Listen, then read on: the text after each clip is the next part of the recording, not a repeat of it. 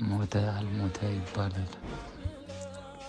መተሽኝ እስቲ ወይንም ደግሞ ምናልባት ወደ ከተማ ከወጣው ታየኛለሽ። ምን ያክል እንዳመመኝ ታየኛለሽ። ምን ያክል ከባድ ሁኔታ እንዳሳለፍኩ ፊቴ ይናገራል። እና ብቻ ምንም እንትን ያልኩት ነገር የለም። ስልኬ ፓስወርዱን ረስቼው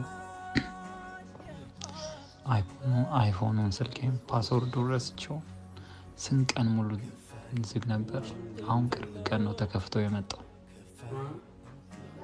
እና ከምንም ነገር ዞር ብዬ ነበር። ቴሌግራም ምናምን ትላንትና ነው ምናምን የከፈትኩት።